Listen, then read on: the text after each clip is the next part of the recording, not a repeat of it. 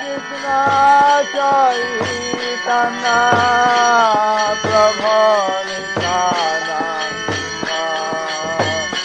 Jayapataka Gadadhar Sivasadi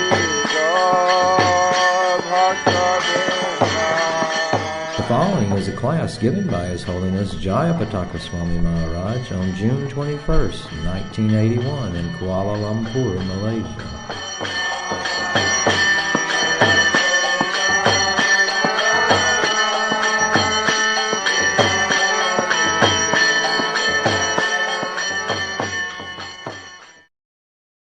Here they came to Mayapur, but I'm also initiating in Chile, Peru, and Bolivia, in Latin America, South America, as well as the southeastern United States.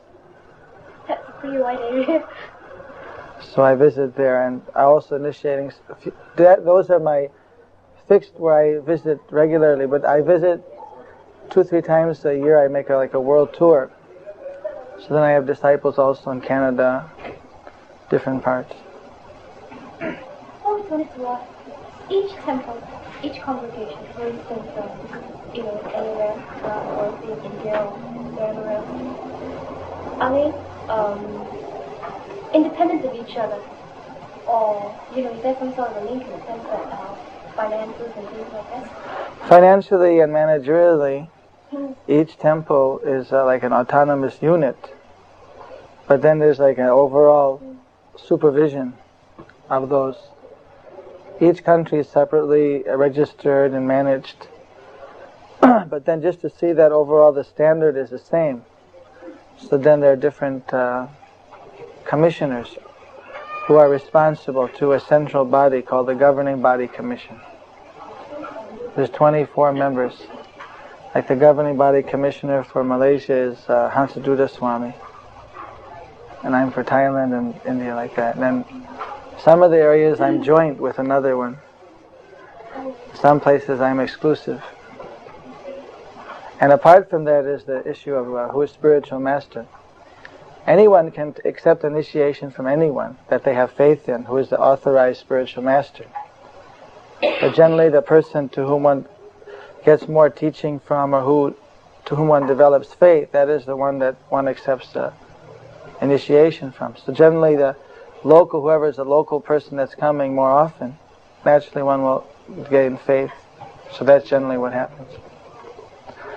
But like Bhima, he's the disciple of Kirtanananda Swami, who is our new Vrindavana, which is world famous in West Virginia, that palace. We saw it on film. So he made that. Right now, I'm alright. You're nervous, you're biting your fingernails. Now usually when I think of more questions, I usually do that. It's not an inspiration. Chew with it. You see, what we do is we have beads and we chant on our beads. That's more of an inspiration. Because that hooks, that's like hooking in the plug into the current. When you hook the plug into the socket, then that gives one direct connection with the powerhouse. So we grab onto our beads and start to chant Hare Krishna, Krishna Krishna, Hare Hare, Hare Ram, Ram Ram, Hare Hare. Then Krishna gives us intelligence. When you chant, your mind is always at it? Does it ever roll? In the beginning, the mind goes here and there. And one has to, just like a little puppy dog running here and there. And you have to bring the mind back to chanting. And then, you see, in the beginning I could remember that there were times when I could be chanting and my mind would think of other things. And although I was chanting so many beads, my mind would be going. But then I would gradually, Prabhupada trained that we had to bring our mind back. See, and now when I chant, I can't do anything else. If I chant, I can't think of anything else. If I start thinking of something else, I'll stop counting on the beads automatically.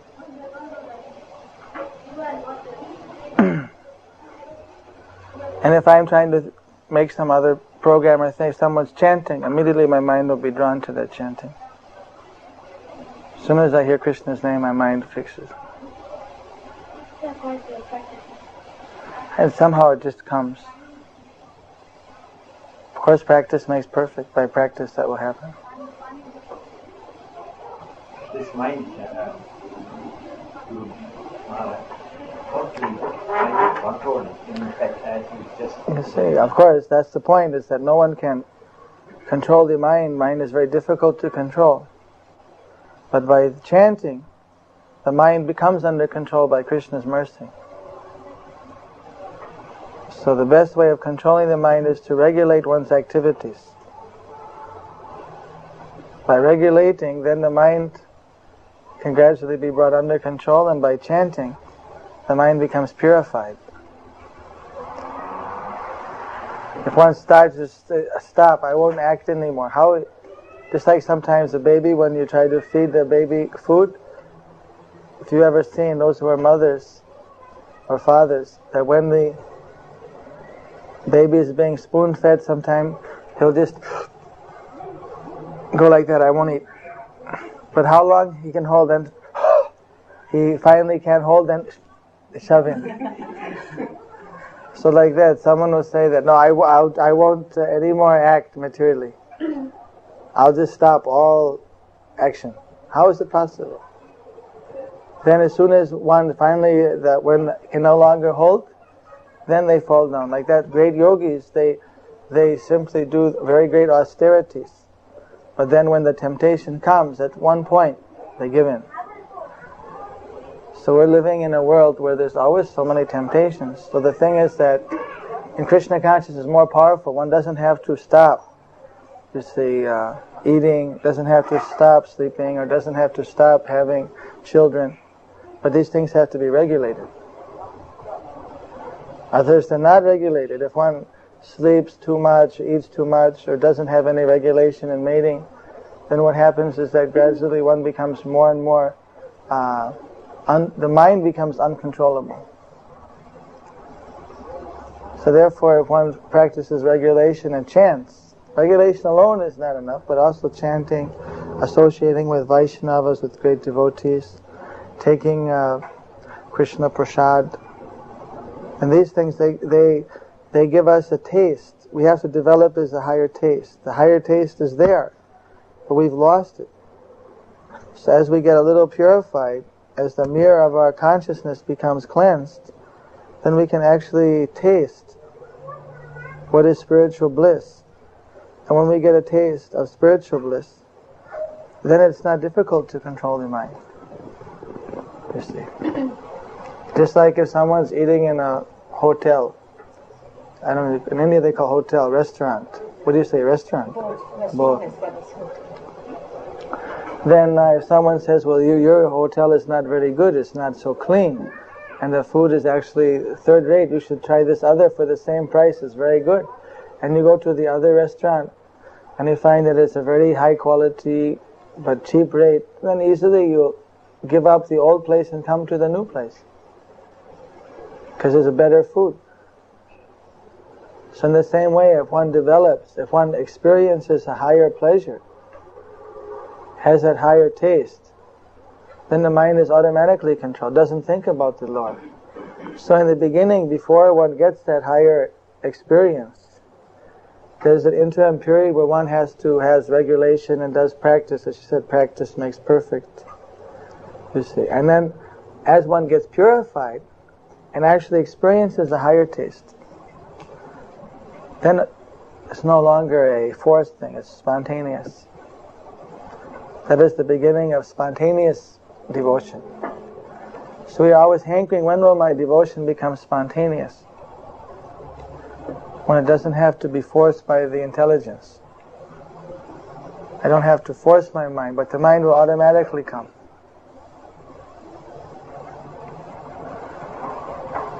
So that comes with abhyas, with practice. Not that the practice it's not an acquired thing, but the practice of devotional service purifies our consciousness, and then finally this spontaneous devotion comes by mercy of Guru and Krishna.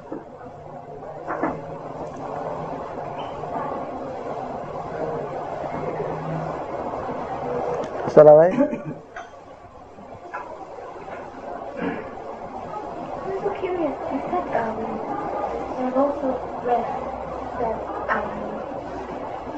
the regulation and mating. This is rather a curious question that I have in mind. The thing is, we regulate mating, does this mean that the only time you're supposed to indulge in mating is for the purpose of bearing children, otherwise you abstain? Or does it mean that in the married state you can mate at any time that you wish, and irrespective of whether you want to have children as a result of that or not? What does regulate mating mean then? Well, there's different stages of advancement. So, some people, they want to finish up their business. I mean, by finishing up their business, want to make this lifetime the last life. We've been here in this material world for a long time, going through so many births and rebirths. And if someone is determined that in this lifetime I want to complete my material life and go back to God, go back to the spiritual sky, and to realize fully my spiritual nature, that is a very great determination. So the followers of Shankaracharya, they were always saying that to do that, one would have to be a sannyasi, which means complete abstention from any mating at all, any association with women. You see, but of course Shankaracharya and our Sampradaya, Madhvacharya, Gaudiya, we are a little bit opposed when we get to the highest understanding. We agree both that one should get out of the material world, and we agree that the absolute truth is fully spiritual, but he's an impersonalist, and we believe beyond the impersonal truth there is the spiritual personality of Krishna, which is the foundation of the impersonal Brahmajyoti. So because Krishna's qualities are so attractive and so wonderful, that it's not necessary that one has to be a sannyasi, as Shankaracharya said, but one has to be a different type of a dedicated devotee. That's a different type of sannyas, you can say, but not the physical sannyas exactly that Shankaracharya had recommended. So there are some devotees who are not determined that they want to finish up the life, make this the last life. So for such devotees who do not want to necessarily, do not have that determination that this should be my last life, then they chant Hare Krishna and they follow married life, and they may not follow such a strict regulation in their mating. They just are married, and so the license is there that when you're married you can have mating with your husband. That's according to religious principle. But what happens is that, of course, very strong attachments grow there, and the taste for spiritual life is very difficult to get when there's this type of unrestricted mating, even within marriage. So for someone who is determined that I want this life to be the last life, then it is recommended that if one is able to, of course it's very difficult, but if one is able simply to mate only for procreation, that means that at the particular time of the month when procreation is ideal, you see, then one, in spite of that mating, doesn't have to fear that the person will not go back to Krishna in this life. That if one is chanting the 16 times Hare Krishna every day, 16 rounds, taking Krishna prasadam, and only mating at the opportune time of the month with the husband, or wife, whatever it may be, for the procreation. So then these things are not impediments. Krishna says that I am sex life according to religious principles. Dharma avarude maitun aham, Krishna says in the Gita. So very few, even the very strictest of religious families, very few actually follow that type of a strict regulation on mating as a fact. And so, of course, they are still devotees and they are making some advancement. But the danger is that at the time of death, instead of thinking of Krishna, one will be thinking of the wife or the husband, and again have to take another birth. At least whatever amount of Krishna conscious activities they performed will always stand by their side. They never lose that. And it may be that after a period of just a couple of years, even they will also be able to become stronger spiritually and develop a more mature outlook. Sometimes it's just different phases. So we encourage everyone to chant, to follow taking Krishna prasadam.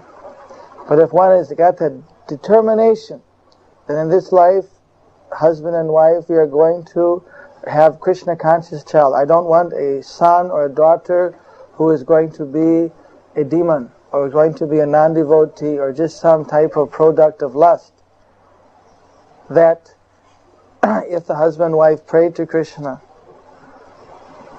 you see, before conception, for having a Krishna conscious child, you see, and then this is called the Garbhodan Sanskara, which was previously the system for all higher caste members of the Vedic culture. And in that type of as an offering, that the child, we want to make this child as an offering to Krishna. When the child is born, we want that this child will be trained in religious principles, will be given the best possible chance to become a pure devotee of Krishna. With this type of consciousness, then, naturally in their affection, but as a devotion, then they have their conception. And if a child is born from that conception, then they feel the obligation to raise that child in Krishna consciousness or God consciousness.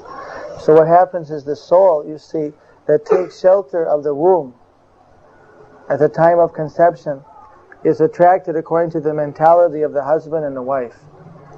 So naturally, if there's just a regular type of informal mating or whatever you like to call it, then the basic mentality would not be so much in a religious mood, but it would be, or even so much in a type of mood which is tinged with a God-conscious purpose, but basically just lusty.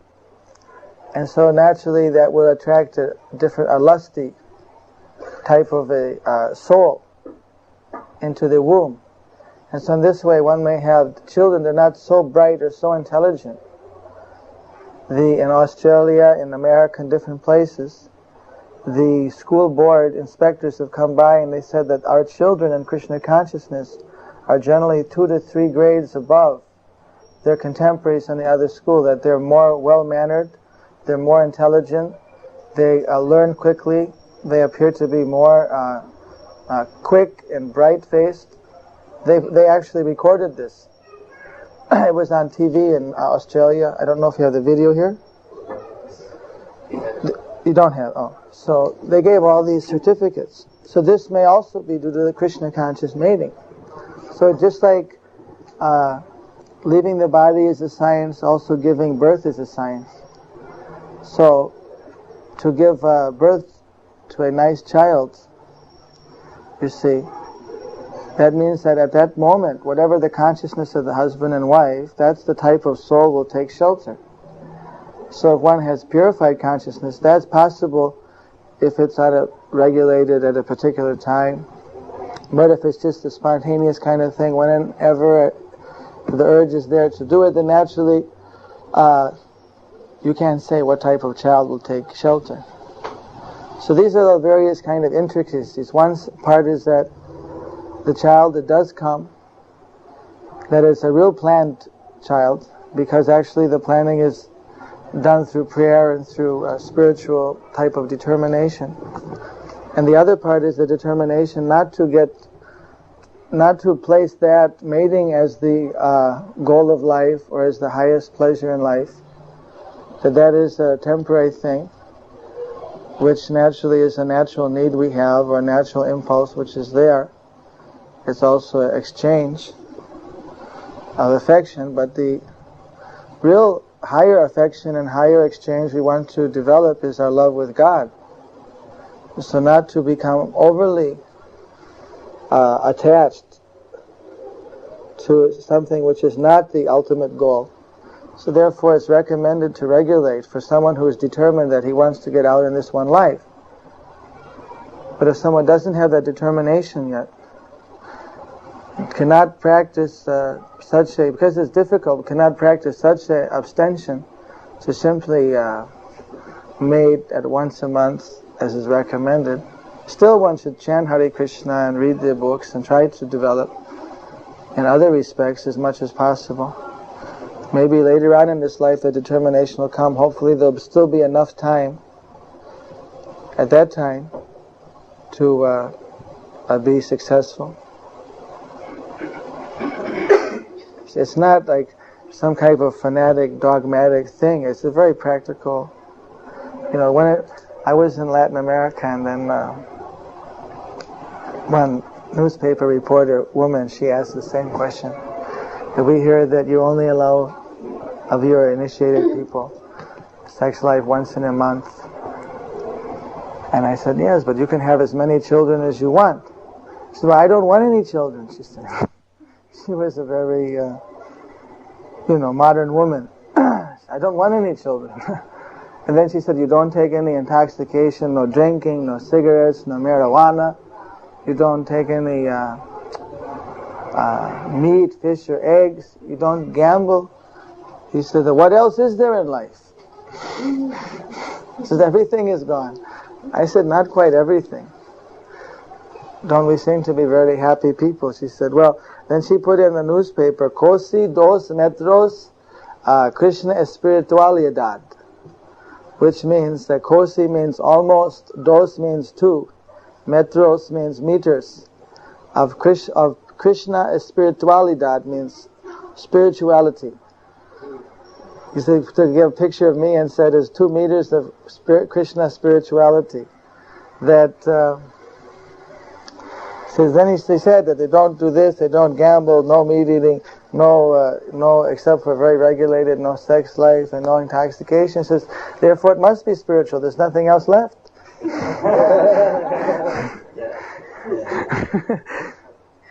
No, but you see, we offered nice foodstuff to Krishna.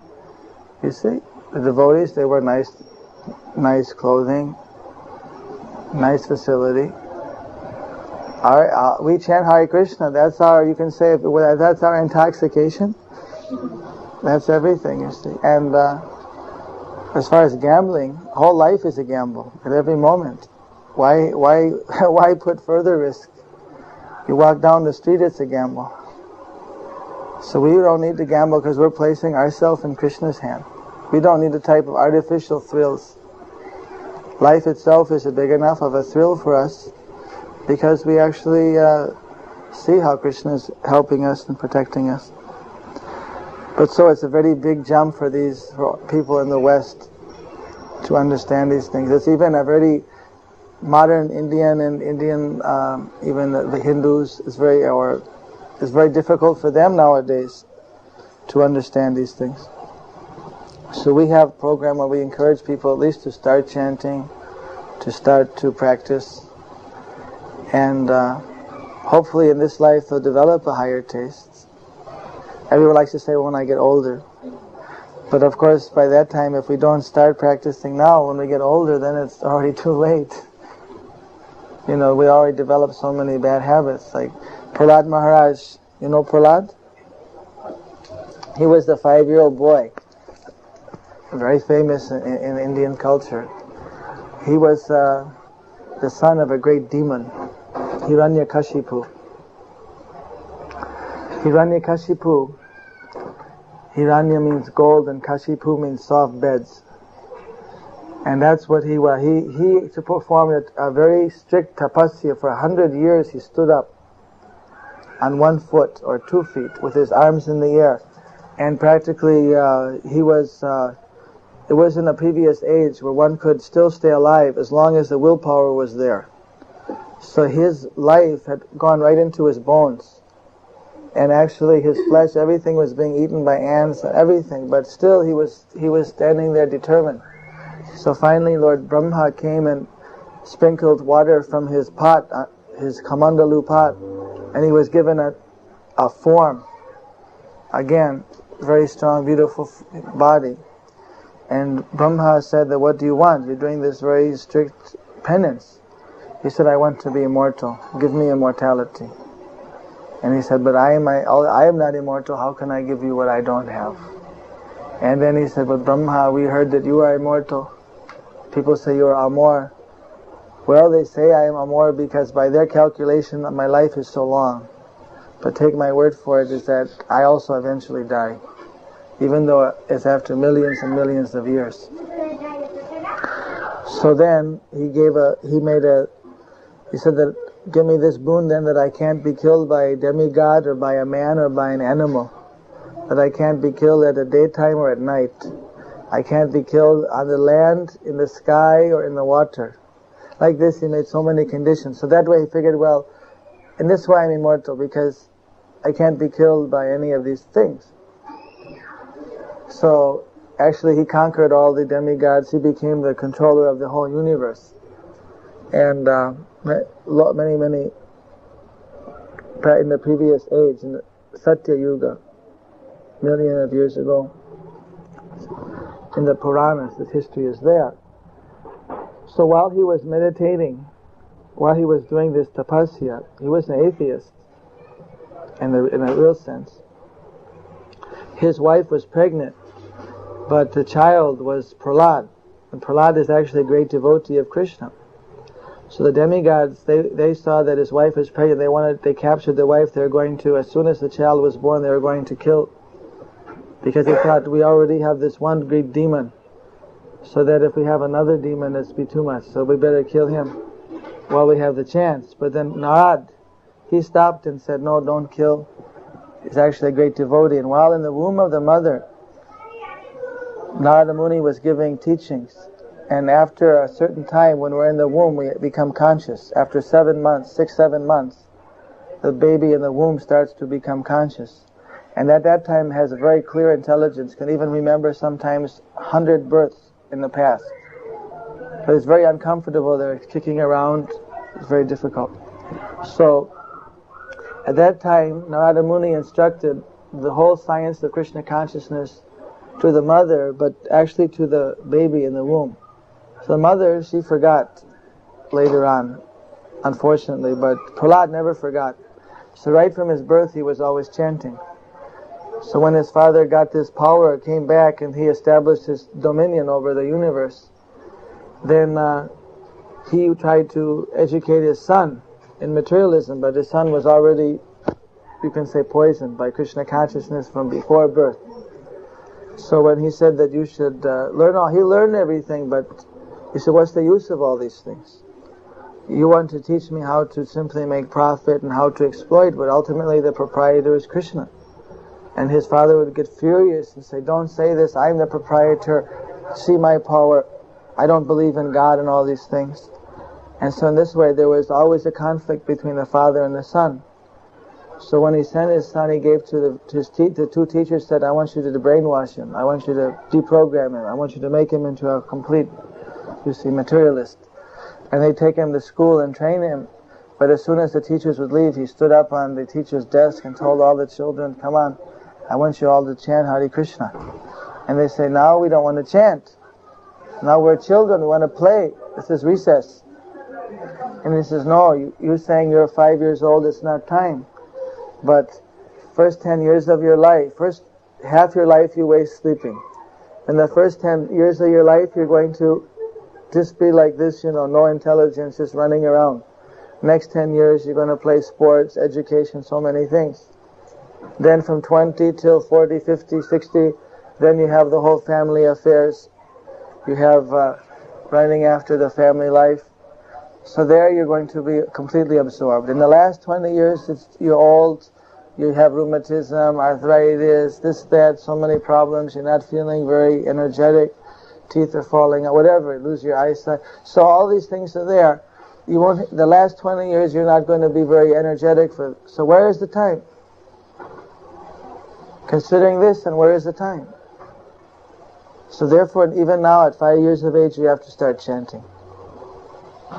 I said, Kumarama Charupa, get, right from Kumar voice, right from 5 years, begin now. You see. So then he convinced them all, they all started chanting. And then the teachers came in and saw everyone was chanting. He said, the king's going to cut off my head. You're all chanting God's name, I'm going to be killed. So he dragged Prahlad in, gave him to the king. Hiranyakashipu said, your son is creating this problem. So then he tried to kill his son in so many ways. He said, alright, take him and throw him in boiling oil. They threw him in boiling oil, but by Krishna's mercy, he was swimming in the boiling oil, it didn't burn him. They threw him in a pit of snakes, the snakes crawled around his neck and he was playing with him, but they didn't bite him. He was always chanting Hare Krishna. Then they took him and they held him over a cliff. He said, where is your Krishna going to save you now?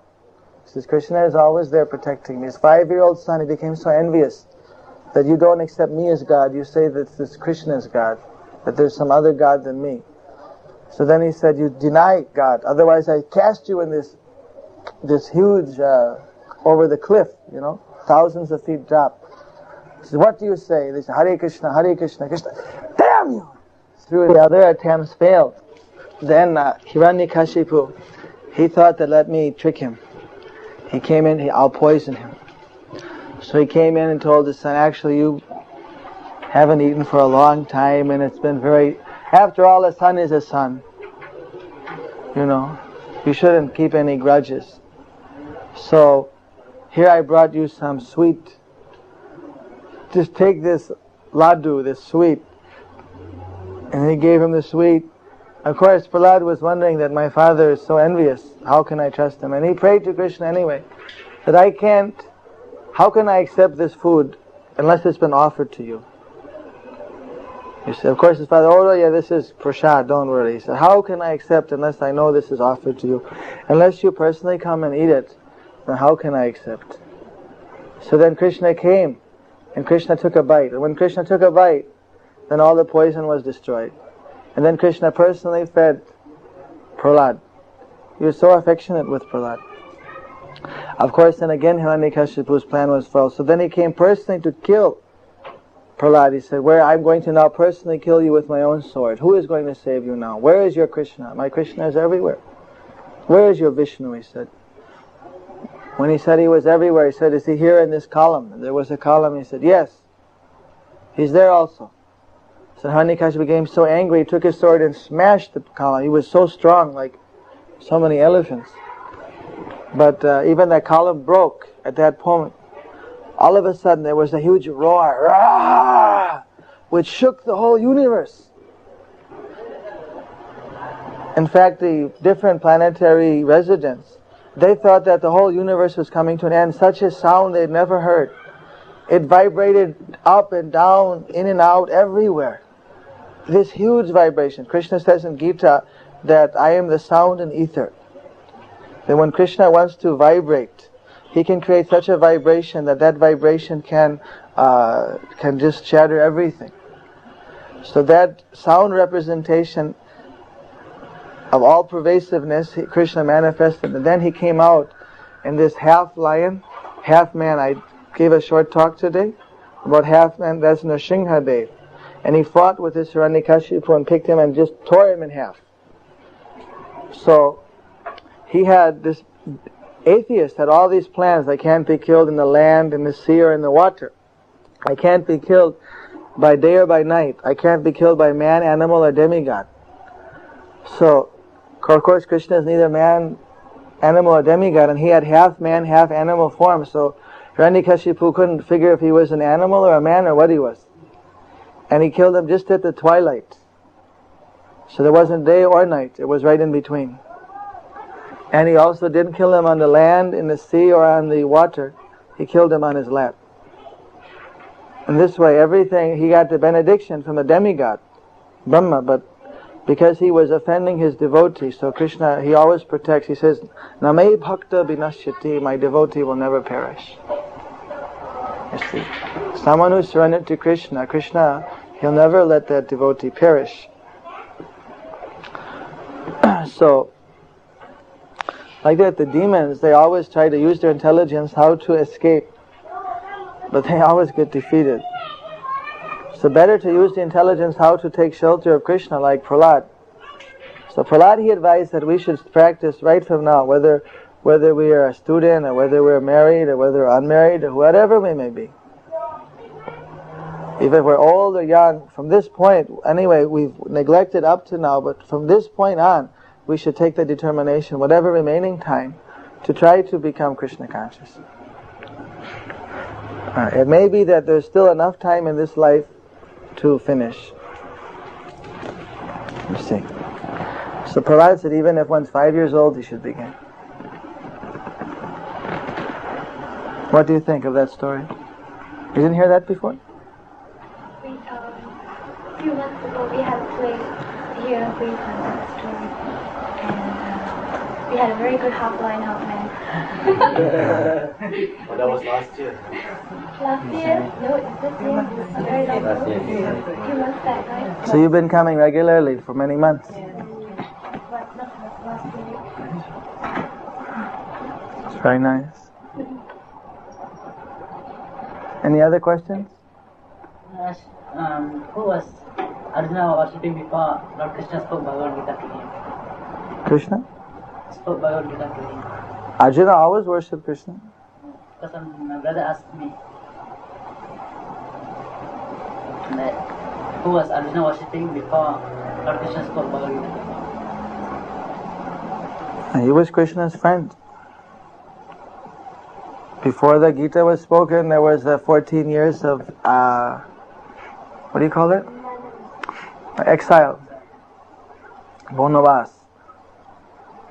And during that time they depended on Krishna. Before that, when they were in Hastinapur, half the kingdom was ruled by the Kauravas and half by the Pandavas. At that time, from Dwarka, Krishna visited in the palace of Lord Krishna.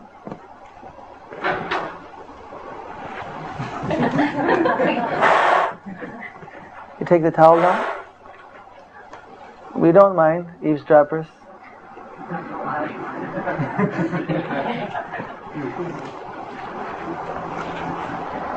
Window peeping during darshan is allowed. You can't ask questions. Huh? You can't ask questions. No, Since they're outside, they have to listen. If you're inside, you can ask a question. yes. Krishna visited them in Hastinapur then. It was only a momentary. Krishna used his devotee as an example. So he had Arjuna show those weaknesses so he could speak the Gita to him. But actually Arjuna, you see, Krishna had him come down in consciousness just for that, like a dramatic performance, to give the Gita. Otherwise Arjuna was always in that higher position.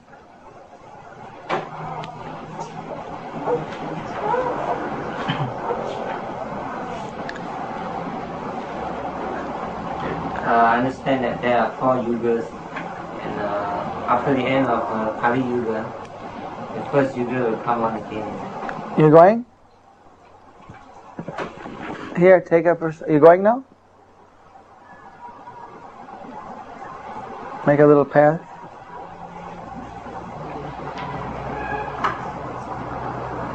Hare Krishna.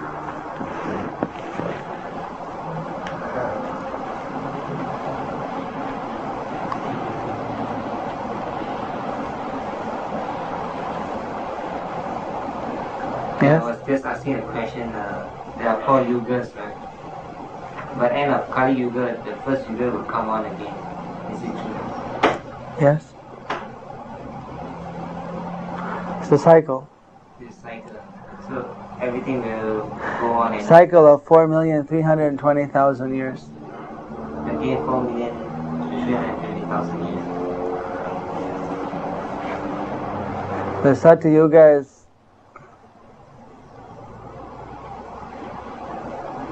4 parts, 4/10.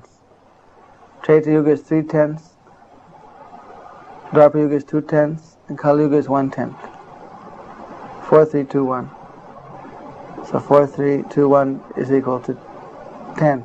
So the total Kali Yuga is 432,000 years, and the total 4 yugas is 4,320,000 years. And such there's 1,000 such cycles in one day of Brahma. That's why Brahma is called as Amor, because he's living such a long time. By our standard, he's immortal, but he's not. He dies also. What happens to him when he dies? Well, if he's a devotee, he goes back to Krishna. Otherwise, if not, he has to again come down. It says that if a Lord Brahma is not desirous of entering in Krishna's devotional service, then he also has to again come down. Abrahma bhuvana loke punarvatinarjuna mamupete tukuntaya punarjanmana vidyate. Even one goes up to Brahma Loka, again has to come down if one doesn't take shelter of Krishna. But mamupete tukuntaya, one who takes shelter of me, Krishna says, punarjanmana vidyate, he doesn't again take rebirth. But why should there be these demigods? Huh? Why should there be these demigods? Why should there be? No, you have a president in this country? Prime Minister? You have Prime Minister? And you have ministers? Yes, we have. So why have Prime Minister and ministers? You already have king?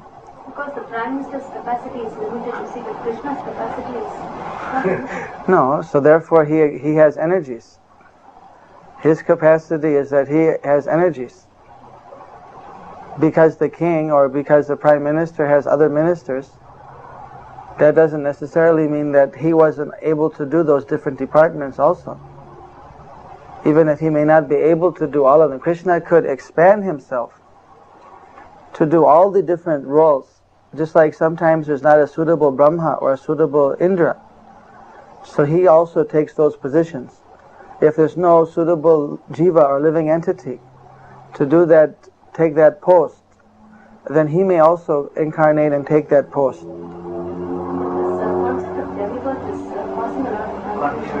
No, it doesn't cause a lot of...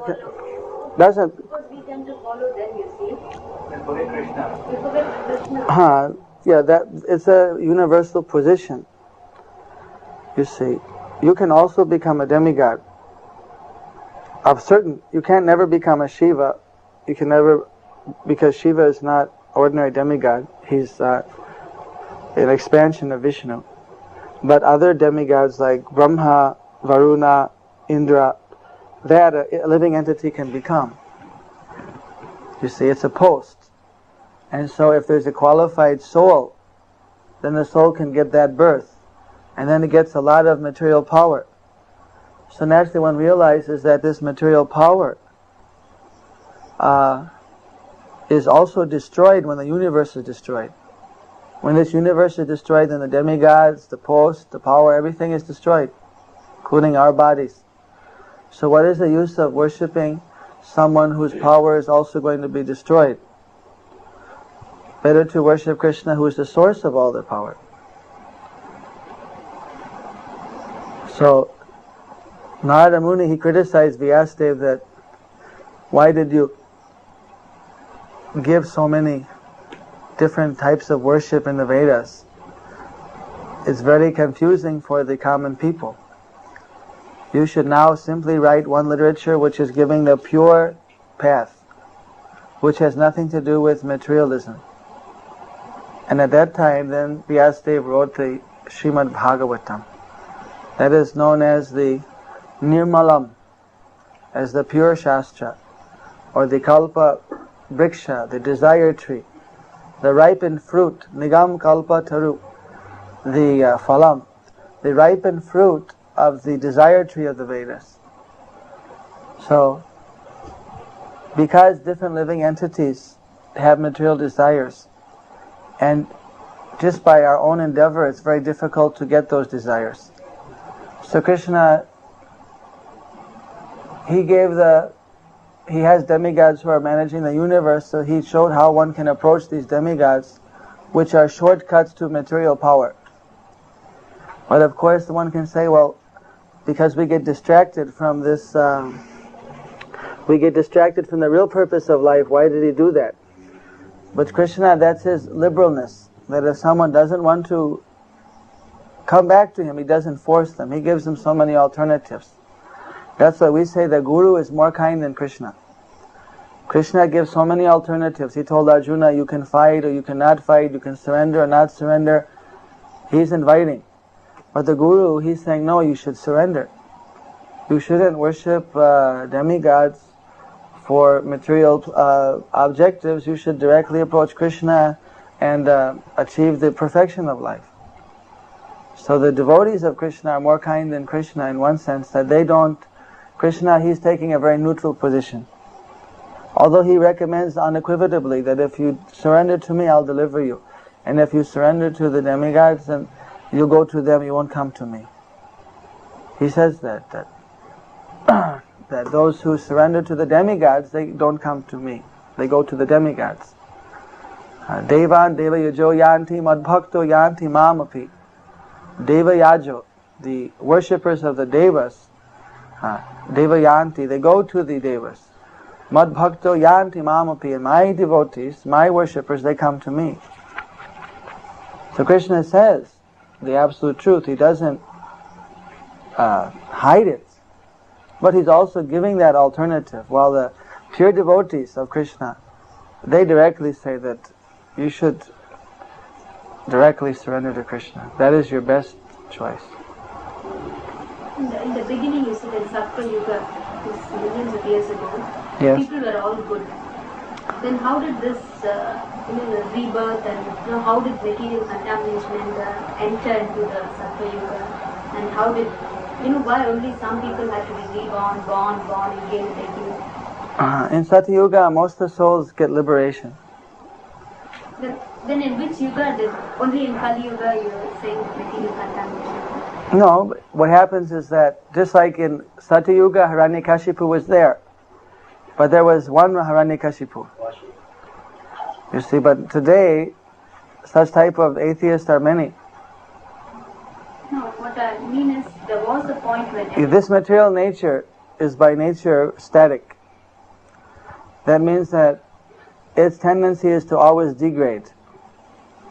So Krishna comes and he puts everything back up to the standard of Sattva Yuga, and then gradually it disintegrates. So in each yuga, there's good and bad qualities. Like now in Kali Yuga, you can say now it's very degraded, people are atheistic, they have bad habits, short memory, so many difficulties are there. You see, ocean of faults. But at the same time, there's one very good quality. That in Sattva Yuga, to achieve God consciousness, one had to spend maximum time at it. But in this Kali Yuga, if one even just uses short life, 50, 60 years, if one dedicates himself, chants Hare Krishna, not very difficult, chants Hare even in the home, becomes Krishna conscious. Then in this short life, one can go back to Krishna. So we are born again just because we sin. Because we have material desires, we're given chance to satisfy those. That's what I'm like, there was a beginning. Yes. In the beginning, everybody were good. How were people... No, even in Sattva Yuga, even they're good, there's some sin is there. It's just very little. Why did they have to be born like that? In the beginning, why did they have to be born like that? You see, what is sin? Do you know what sin is? Sin is being bad. Away from religious principles. Yeah, you see, sin means that is the accumulation of vikarma, or bad reactions which are coming. When we do something which is against a religious principle, or which is against nature, against our own self-interest, that means it's harmful to ourselves and to others. So by performing such an act, the reaction for that comes to us in the future, we have to suffer. If we perform a pious activity or something according to religious principle, that means that then we get material happiness. In which case we also have to be in the world to enjoy the material happiness. So Krishna consciousness is a science of how not only to transcend sin or vikarma, reactions which are painful, but also how to transcend punya, or reactions which are pleasant. Because in this material world, even if one, just like if one wins the lottery, he still has to wait in line to get his money. You know, even if you get some material happiness, there's always some misery that comes with it. So originally when we come into the material world, once we start acting materially, whether according to religious principles or against, that will give us our relative position in the material happiness, either as a demigod, if we're very religious, or as a dog or a cat or animal if we're irreligious, or as a very unhappy human being. You see, then we have to suffer the reactions. So this Krishna consciousness, how to get freed from those reactions. But why did God have to create, like, I mean, he could have, if he wanted to have a very nice atmosphere in the world, why should he create? No, he has a nice atmosphere in the spiritual world. And he wants you to go there. But you don't want to go where he already has a nice atmosphere. And the way that there can be a nice atmosphere is when everyone is in harmony. And the only way everyone can be in harmony is one is God conscious. When one wants to serve God. But if everybody wants to serve, just like I may say, I want my happiness and he wants his happiness, but our happinesses are conflicting. Just like someone may say that I want to enjoy this woman, and someone say I want to enjoy her, then there's conflict. Someone is saying that this island is my country's property, and the other country is saying no, it's my country's property. There's a conflict. So in the material world, everyone wants to enjoy, but there's conflict. Because all Krishna's action, isn't it? No, he gives them being pulled by ropes. not like that. Not like that. They have independence to decide what to do, what not to do. Some minute independence is there. Otherwise, there's no meaning of sin and pious activity. Then Krishna wouldn't spend so much time telling Arjuna to surrender to him. Then it would have been just automatic. We do have some independence, some minute deciding factor. A person can decide whether to steal or not to steal. But the strings are pulling on him to do why? Because in the previous life he was thinking that if I stole this thing, I'd be happy. So that pulling is there. But by willpower a person can overcome that if he has a good association. But generally a person simply follows whatever the desires were in the previous life. So these subtle desires are what are pulling us. So it's not that Krishna is pulling, but as we are desiring in this life, when we die, so many things we thought that, well, if I had a color TV, I would have been happy. If I would have had a bigger car, I would have been happy. If I would have had a bigger house. So then next life we get a chance for bigger house, bigger car, if we've done such activity to deserve it. It might be that we get a big birdhouse and be a bird if we are very sinful. That we can't say, but we get a chance to satisfy those desires. So because we originally, somehow or another, we were given a choice, and at that time we didn't know Krishna. We didn't know him at that time. So because we decided not Krishna, out of our ignorance, we decided that I want to be the enjoyer. I want to myself try to enjoy. So somehow we've come into this material world.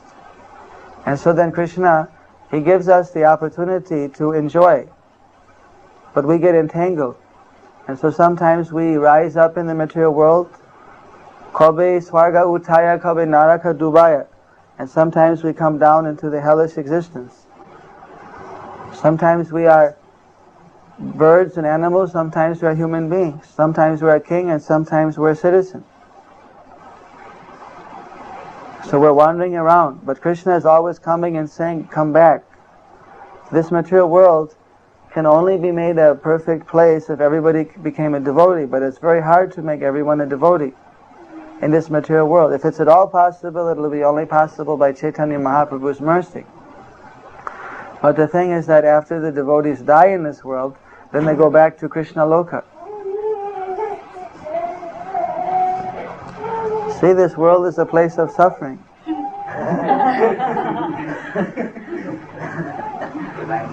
Good night, thank you. Please take a cookie, if you like. Just had the stuff.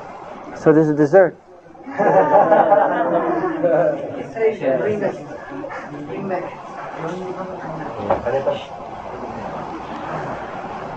You're another one of our fiery inquirers.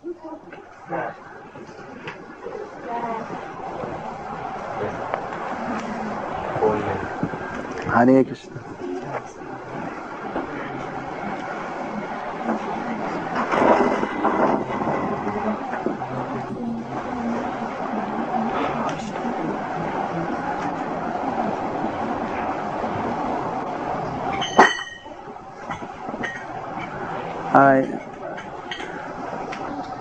It's not that Krishna is so cruel that he's putting us here.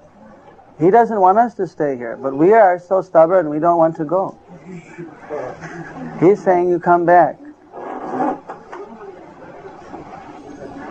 He's saying you come back, but then we're saying, well, it's like we've fallen into the ocean and someone is coming to save us and throws the rope. And we're saying that, well, why did I fall in here anyway? This is all your fault. Hare Krishna. Thank you. Krishna doesn't want us to be here, but he's not forcing that we have to serve him. Otherwise, where's the question of service? He wants us to love him. So love means that it has to be voluntary. Right? I was discussed this yesterday. That love means voluntary. So that means we have to have a choice, otherwise it's not voluntary. If there's no choice, then it's mechanical. There's not voluntary. So we made a wrong choice. So now we should try to go back to Krishna.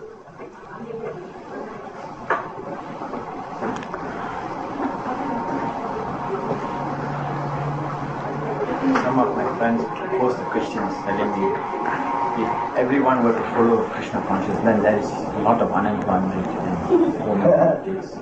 Because there won't be any criminals, there won't be any witches, and so many other things. So there will be a lot of unemployment. Yeah. In other words, if the prison house is closed, then how the government will go on? But so far we never heard anyone raise such a problem. So many millions of dollars are being spent on prison houses. So if there's no prisoners, then the government won't find other uses to spend the money. But there will always be some criminals in this material world. You don't have to worry. You see. But of course they'll reduce. But you'll always find a few candidates. You see, even we found that in this material world, that's why it is material world. Because it means that there's always two kinds of people. Criminal and faithful. Demon and demigod. So sometimes the demon come on top and sometimes the demigods come on top. So devotees, they are transcendental. They're not exactly the demigods, although they appear to be like demigods. But devotee means that he's actually pure desire, not even to enjoy the material world, he just wants to please Krishna. Demigod means he wants to enjoy material world, but he wants to be faithful to God. And the demon wants to enjoy, but he's envious of God. So there will always be a few demons to be in the prison house, but hardly any. You see, when in the Dwapara Yuga, after they did the sacrifice, it said that Yudhisthira, he just laid all the gold and everything in one heap, you see, by the side of the palace. And then after a few years, they wanted to again do another sacrifice. Then they went looking, where's the gold? And they found it still there. So nowadays, if you put your Parker pen down for a minute, you go back in 1 minute, it's gone. In those days, they had a few tons of gold, they left it, they came back, it's still there, no one touched it. It wasn't their gold. So definitely that type of consciousness can be there. This is a foolish thing if we say that, well, if the criminals stop, they will lose so many jobs. That means you don't have to waste so many people for crime fighting. They can grow rice or they can chant Hare Krishna. Nature will provide so many other ways. This is not a problem.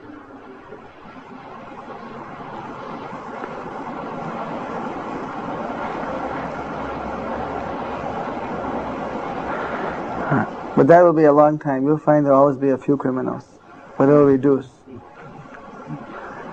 What happens then, when the good people become stronger, then the criminals get afraid.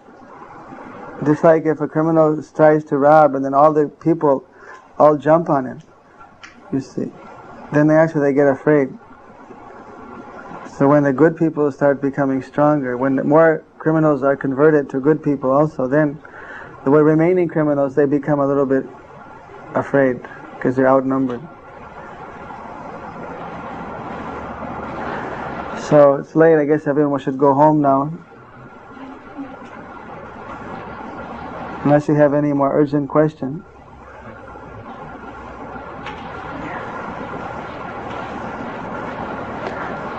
You don't count. You're a devotee. No, you can ask in the morning when I give the morning class. This is the Sunday night special. So you have so many questions, now you'll have to come more often than on Sunday.